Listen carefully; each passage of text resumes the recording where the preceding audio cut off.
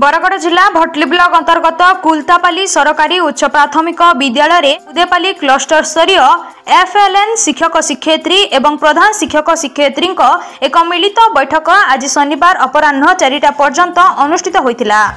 एही अवसर में प्रारंभ में मां सरस्वती और गणेश महाप्रभु फोटोचित्र में पुष्पमाल्य अर्पण कर दीप प्रज्वलन करने पर कार्यक्रम आरंभ होइतिला। विद्यालय प्रधान शिक्षक सुनील पंडा अध्यक्षतार एक सभा अनुष्ठित होइतिला। एही सभारे सीआरसीसी सुशांत सुना एही बैठकर उद्देश्य एवं 4टी सोपान उपरे बुझाइतिले। महदा सरकारी उच्च प्राथमिक विद्यालय प्रधान शिक्षक दिलीप महापात्र छात्र छात्री माने किपरि सरल भाव में शिक्षा पाई परिबे से उपरे गीत माध्यम शिक्षा प्रदान करथिले। एथिरे छात्र छात्री मानक पितामाता विद्यालय को आसी छात्र छात्री पाठपढ़ा विषय में जानिबा दरकार बोली आलोचना होइथिला।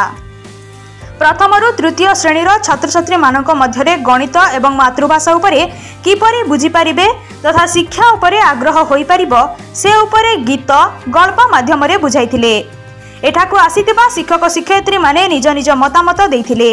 एही बैठक रे पूर्वतन सीआरसीसी रंजित नायक, सुनील पंडा, दिलीप महापात्र, अजाम्बिल माझी, राजीव पंडा, प्रदीप षडंगी, दिलीप भुए, रामनारायण रथ, सुदीप मिश्र, तुलेश्वर साहू, सुखदेव भुए, सत्यनारायण पटेल, बनमली साहू, झस्केतन प्रधान, पद्मालया मेहेर, दुर्लभा बंछोर, दीप्तिमयी झांकर, दीप्तिमयी पंडा, हीरामती प्रधान, पुष्पा सेठ, सरोजिनी भुए प्रमुख उपस्थित थिले।